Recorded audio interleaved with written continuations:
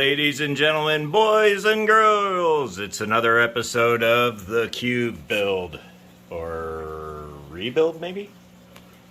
Anyways, here is the sump that is going in. Today we get sumped. Alright, that was stupid. Anyways, this is the sump that we were discussing on the live last week that I picked up at my local fish store.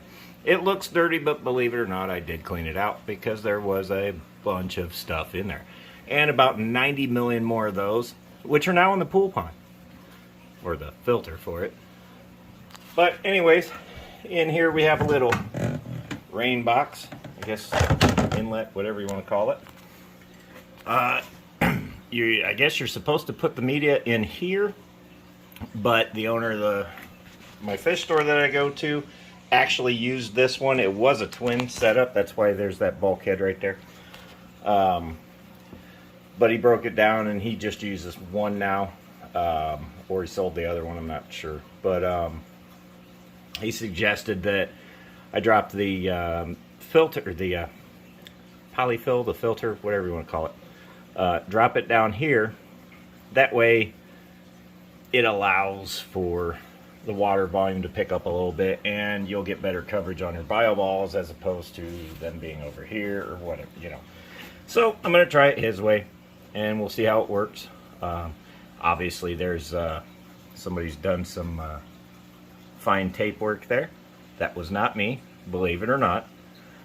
But anyways, it is time to install this little guy. So stick with it as we get sumped. Lame, I know. Well, fun fact, I don't know who did the tape, but if they would have looked at this side, clearly says water level, and it also says who makes it. E-Shops.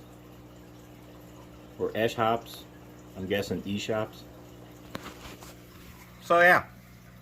That's okay though. It's whatever. I'll leave it. I just thought that was a fun fact. Alright, so the wet dry sump is in place. Giggity. The hardware, the nipples, have been installed. Giggity. And now, just to basically not bore you guys with a bunch of stupid me running around like a chicken with my head cut off, wrapping things with nylon nylon tape that I couldn't even use anyways, I'm just gonna show you me hooking those two up. And don't mind the sawdust that sprouted up out of nowhere.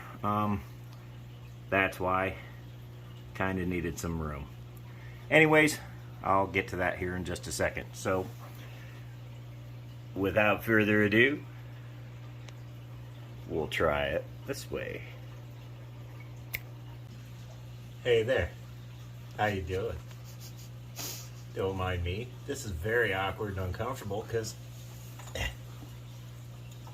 the guy that built this stand didn't take account that the guy that built the stand is kind of fat.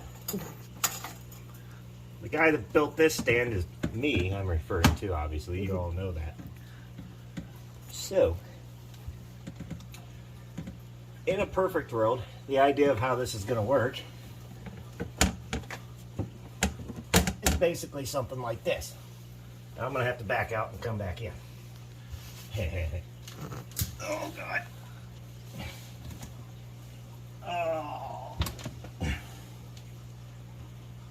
Yeah.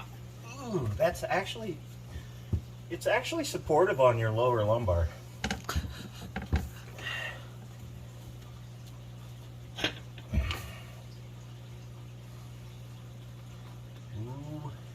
And always make sure that you put your clamps on backwards. Oh no. And you don't know what you do with your screwdriver either. That's okay. And make sure that you use an entirely way too long screwdriver. That usually helps. Not really. So we're just going to tighten this down. It doesn't have to be torque down to 982 billion foot-pounds, but you want to get her snug.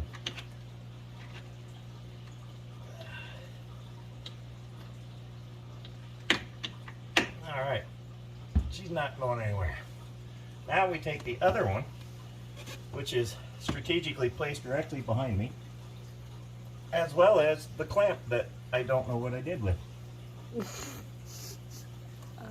Which means, oh, it's right there. Okay. Well, that's convenient. Not really. Okay, and again, make sure you support your lower lumbar, also known as fat roll, directly onto the wood because that's not painful at all. Yep. And we just insert slot A into slot B.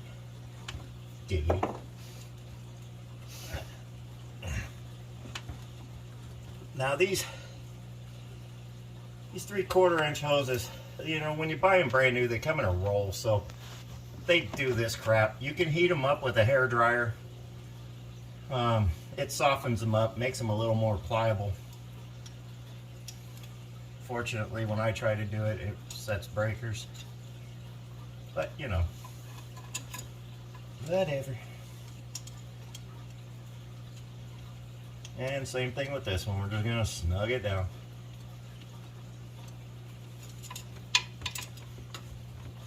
And try not to jam the screwdriver in the surge protector, although today I kind of feel like doing that.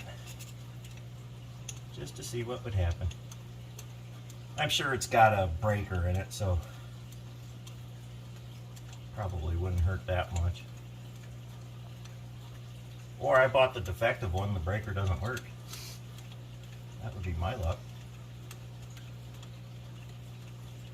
And always get clamps that are way too big.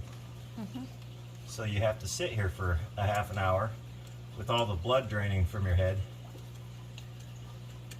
and try to make that work. And there we go. Good enough. So using the German scale of torque, didnt's good enough. Always make sure you use a screwdriver way too long. That way when it slips off, it goes directly through your hand. It's more exhilarating that way. Oh boy. Okay guys, a few things I didn't mention here. This tank has been holding water for 4 days, 5 days now.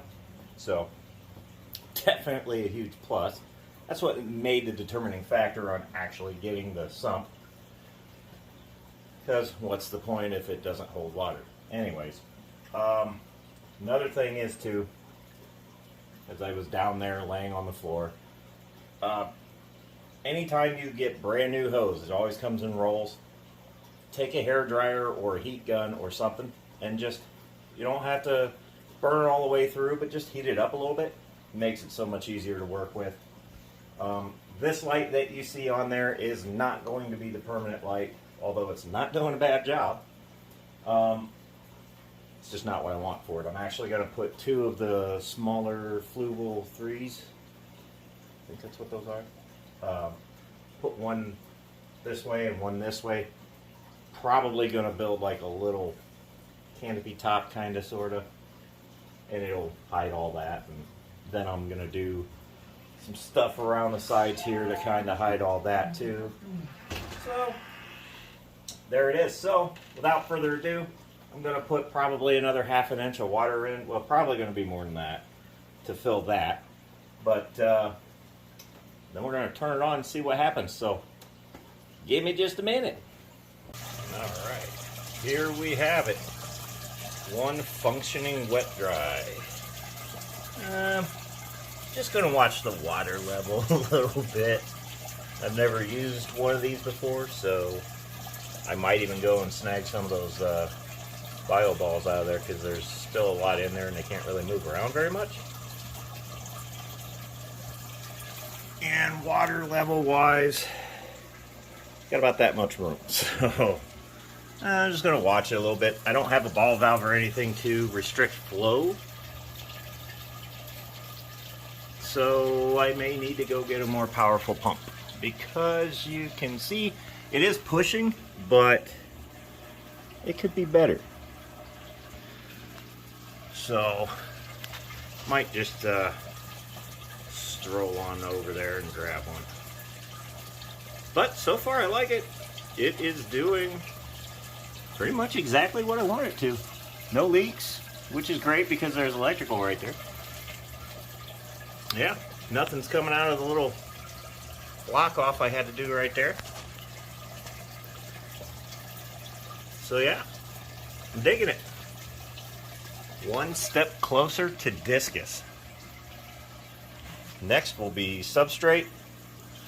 I've got a big log that I snagged out of a lake, or that may have been snagged out of a lake. In case there's a law against that, it fell in my yard. So I can bust that up and kind of stack it in here. About the only thing I could put it in one piece would be the pool, and I don't really want that getting jabbed through it when one of those fish freak out. So we're just not going to go that route. But yeah, she is taking off nicely. I still think I might go and get a little beefier pump.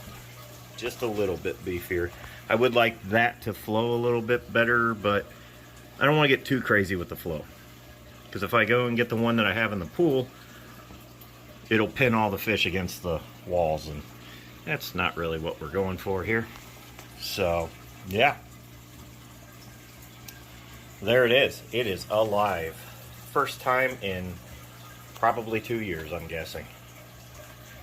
So, yep. Little closer. Little by little, we're getting there. But definitely next week is going to be sand. Probably, I haven't decided on what shade I want to use yet. I don't know. Cross that bridge when I get to it. But yeah, there she blows. Okay, that was bad for this particular point. There it is. No blowing. I don't want anything to blow. That would be bad. Except for that pump could blow a little harder. And now it's time for Metalhead's cheat tip.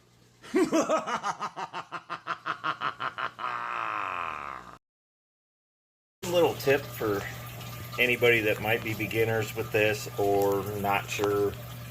Maybe you're working on getting your own sump or anything. If you don't have a bottle of live bacteria, here's another trick you can use.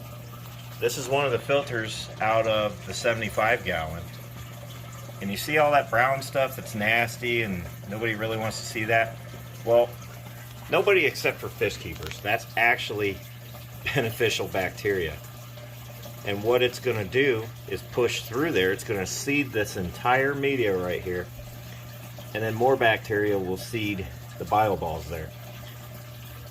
This is one way of quick starting a tank. I don't need it to start real fast, but I'm trying to seed it.